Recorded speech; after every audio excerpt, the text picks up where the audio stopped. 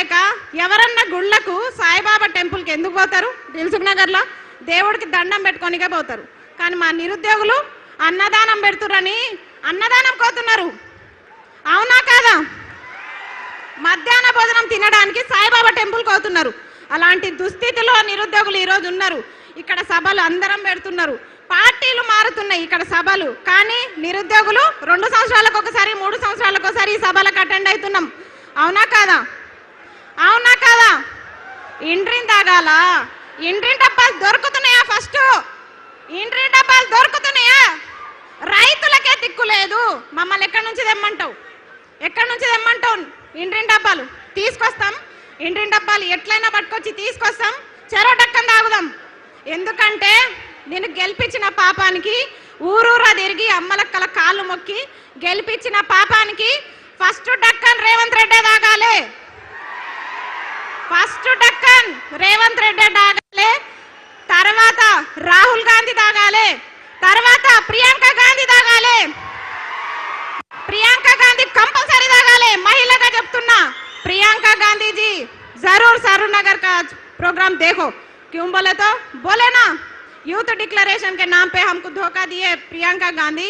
आपको दीदी समझे हम? कहाँ है आप? कहाँ है आप? किधर गए? అది ఇంకోటి ఉన్న స్కూల్లో మంచిగా పెట్టరా నాయన అంటే ఇంటర్నేషనల్ స్కూల్స్ పెడతా, జర్మన్ భాష నేర్చుకోండి. నీకు ఫస్ట్ ఇంగ్లీష్ వస్తుందా? నువ్వు ఫస్ట్ ఇంగ్లీష్ నేర్చుకో, నువ్వు ఫస్ట్ మాతృభాషలు నేర్చుకో, హిందీ నేర్చుకో, ఇంగ్లీష్ నేర్చుకో, చక్కగా తెలుగు నేర్చుకో. వందే మాతరం కూడా అనలేని రేవంత్ రెడ్డి వందే మారతం అంటాడు. వందే మారతం అంట. నేను అడిగేది ఒక నిరుద్యోగ, ఇవన్నీ ఎందుకు చెప్తున్నా అంటే ఎక్కడ నిరుద్యోగ సభ జరిగినా గివే మాట్లాడతాడు. డక్కన్ కాదు, ఇంటి డబ్బా దొరికితే మాత్రం రేవంత్ రెడ్డి ఇంటికే పోతా. చక్కగా ఇంటి డబ్బా పట్టుకొని రేవంత్ రెడ్డి ఇంటికి పోయి ఖచ్చితంగా ఫస్ట్ డక్కన్ నీతో తాపించిన తర్వాతనే, నీ ప్రభుత్వం ఏర్పాటు చేసిన తర్వాతనే.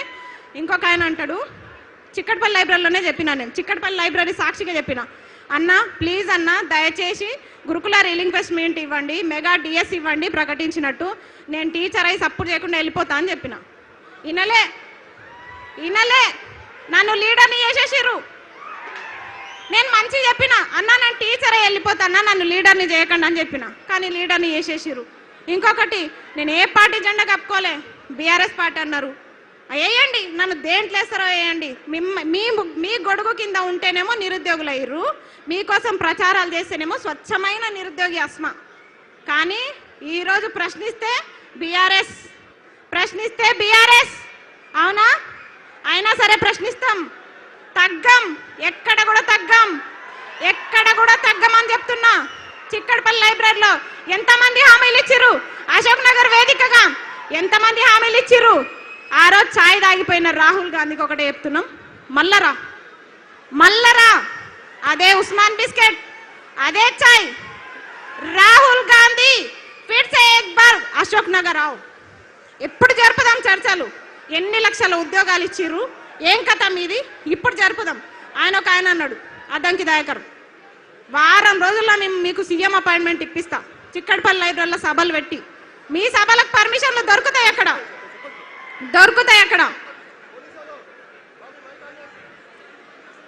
మైకాండి.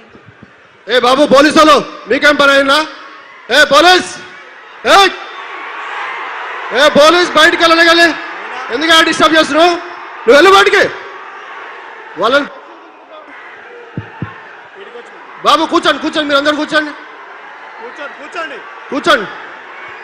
పోలీసు వాళ్ళు దయచేసి బయటికి వెళ్ళండి అందులో నుంచి. ఎందుకు ఉంచుకుంటారు అవి? ప్లీజ్ కూర్చోండి, కూర్చోవాలి అందరు. ప్లీజ్ వెళ్ళిపోయారు, కూర్చోండి ప్లీజ్. ఈ పోలీసు వాళ్ళు ఎందుకో ఏడమైనా పెడుతుంటారు. జర పక్కకు జరగండి, జర ప్రశాంతంగా సభలు పెట్టుకుంటాం, జర పక్కకు ఉండండి.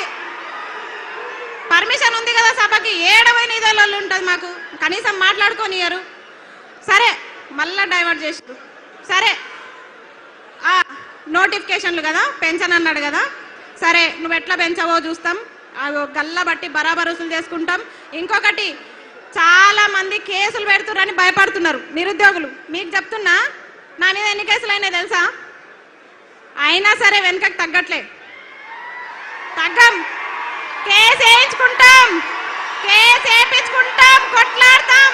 2 లక్షల ఉద్యోగాలు, 2 లక్షల ఉద్యోగాలు సాధిస్తాం. రేవంత్ రెడ్డి తొడగొట్టి చెప్తున్నా, నువ్వే కాదు తొడగొట్టేది మగపిల్లలే కాదు, ఆడపిల్లలు కూడా తొడగొట్టి సవాల్ చెప్తాం.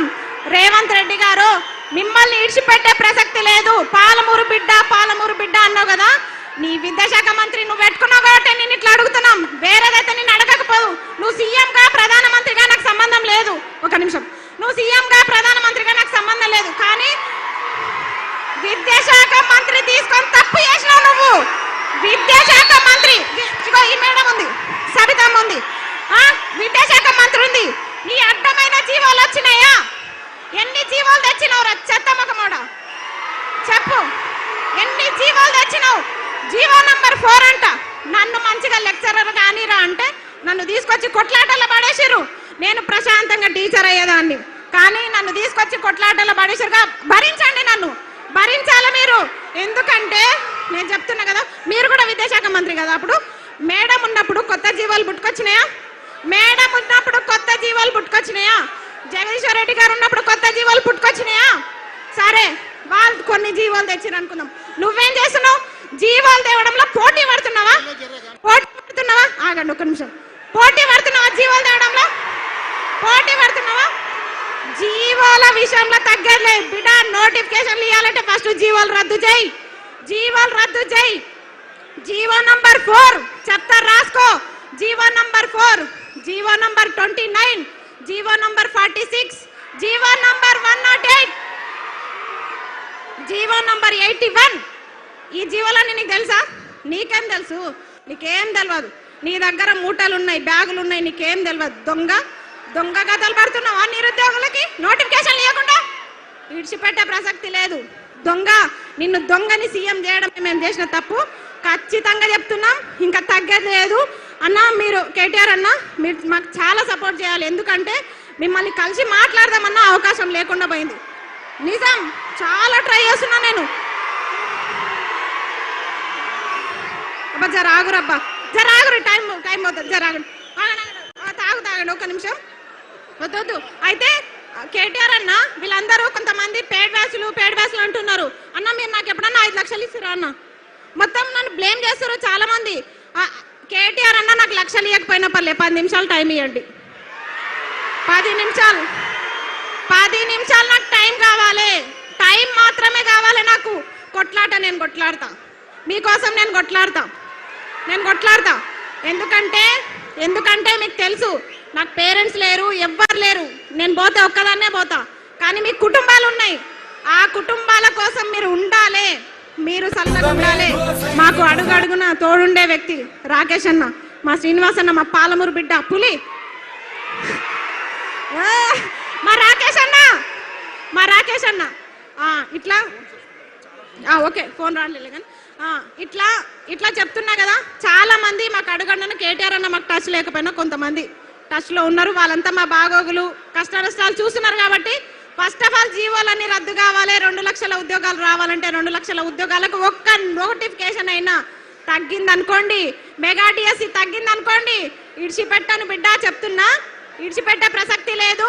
25,000 మెగా డిఎస్సి, గురుకుల notification, degree lecturer, junior lecturer, కాలేజ్లలో అసిస్టెంట్ ప్రొఫెసర్ నోటిఫికేషన్స్ అన్నీ కూడా ఇవ్వాలని చెప్పేసి నేను సరూర్ నగర్ సాక్షిగా డిమాండ్ చేస్తున్నా. ఇంకొకటి, మల్లొక సభ ఇక్కడ జరగకుండా చూసుకో రేవంత్ రెడ్డి. మల్లొక సభకి ఇట్లా ఉండదు, ప్రశాంతంగా ఉండదు. అదేమంటారు, కత్తులు బుల్లెట్లు మీతోనే కాదు, మాతోనే అవన్నీ అవసరం లేదు. పుస్తకాలు, పెన్నులు తీసుకొస్తాం బిడ్డ. పెన్ను ఎంత షార్ప్ ఉంటుందో తెలుసా? గుచ్చితే గుండెలా సస్తావు. అలాంటి గన్నులు మా దగ్గర ఉన్నారు నిరుద్యోగులతో పెట్టుకుంటే ఏ ప్రభుత్వం కూడా నిలబడదు. పెట్టుకునే దమ్ముందా? జై నిరుద్యోగి. చాలంట, వాళ్ళు ఇబ్బంది పడుతున్నారు, వేరే వాళ్ళు మాట్లాడతారంట. సరేనా? ఏమనుకోకండి, చాలా మంది ఉన్నారు, వాళ్ళందరికీ కూడా మాట్లాడే అవకాశం రావాలి కాబట్టి